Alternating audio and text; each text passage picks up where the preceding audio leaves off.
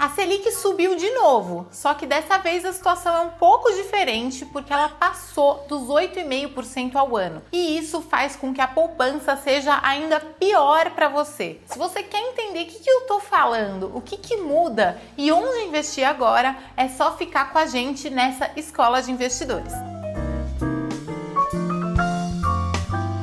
Em primeiro lugar, talvez você já tenha visto que o Copom, o Comitê de Políticas Monetárias do Banco Central Brasileiro, aumentou de novo a taxa básica de juros, que é a Selic. Esse movimento tem o objetivo de controlar a inflação aqui no Brasil. Antes de falar sobre a poupança e outros investimentos, eu convido a você a escutar o que a Raquel, a chefe de economia da Rico, tem a dizer sobre esse momento na economia. E o que o Banco Central contou pra gente sobre essa decisão de levar a taxa Selic para 9,25% ao ano? No comunicado que eles sempre publicam depois de todas as reuniões do Copom, os diretores do Banco Central falaram que estão bastante preocupados com a inflação corrente, ou seja, a inflação de hoje, mas também preocupa muito eles as expectativas para a inflação no futuro. Isso porque aquela inflação corrente, ela é bastante levada por movimentos que estão não necessariamente no controle do Banco Central, como o clima, aqueles desequilíbrios nas cadeias globais de valor e até questões que já foram, ou seja,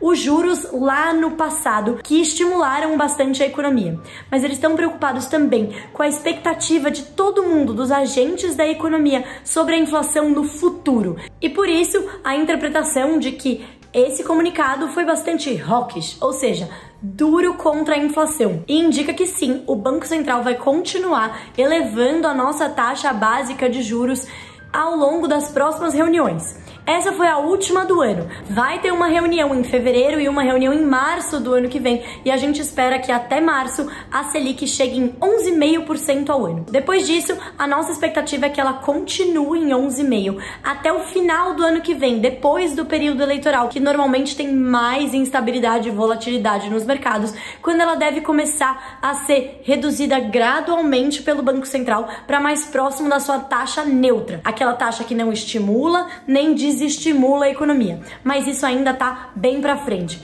Ou seja, por hora, a gente deve esperar mais altas na taxa Selic e o Banco Central tentando controlar essa inflação. Para a inflação, a gente espera que sim, isso vai ser eficaz ao longo do ano que vem. Ou seja, a gente deve demorar um pouquinho para ver a inflação ceder, os preços crescerem de uma maneira mais devagar, mas a gente deve terminar o ano que vem com a inflação por volta de 5% ao ano. Ou seja, bem abaixo dos 10%, mas ainda acima da meta do Banco Central, que é de 3,5% para o ano que vem. Bom, e agora que você já sabe o que acontece na economia, eu vou te contar o que acontece com a poupança. Ela fica ainda pior. Isso porque quando a Selic está abaixo de 8,5%, a poupança rende 70% da Selic. Ou seja, era um valor que subia quando a Selic tinha altas, ainda que ele já fosse pior do que outros investimentos que são tão seguros quanto. Só que agora, a partir dos 8,5% da Selic, independente do valor da taxa básica de juros, a poupança vai sempre render 0,5% ao mês, que é mais ou menos 6% ao ano. Nas duas situações, a remuneração também se soma à taxa referencial, que é a TR. Essa taxa tá zerada e a gente explica ela um pouco melhor no link da Reconnect, mas olha aqui na tela a diferença de rendimento entre a poupança e outras alternativas que também te dão uma super segurança,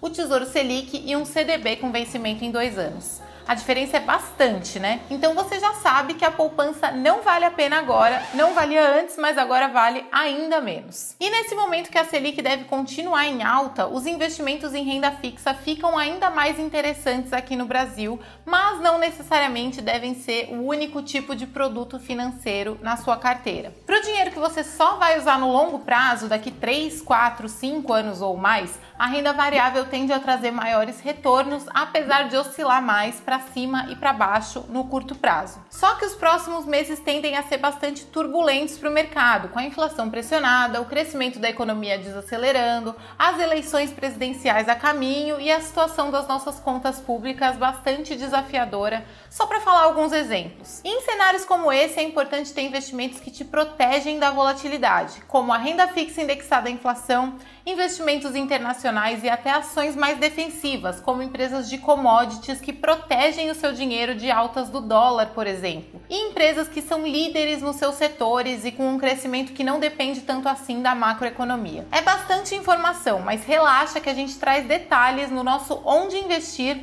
que vai estar também linkado na descrição desse vídeo. E se você ainda nem investe, já corre para abrir a sua conta na Rico, que o seu futuro não pode esperar mais. Aqui na descrição também tem link para você abrir conta. Se você gostou, não esquece de deixar o seu like aqui e comentar aqui embaixo, que isso ajuda a gente a levar conhecimento para cada vez mais pessoas. Obrigada pela companhia e até a próxima Escola de Investidores.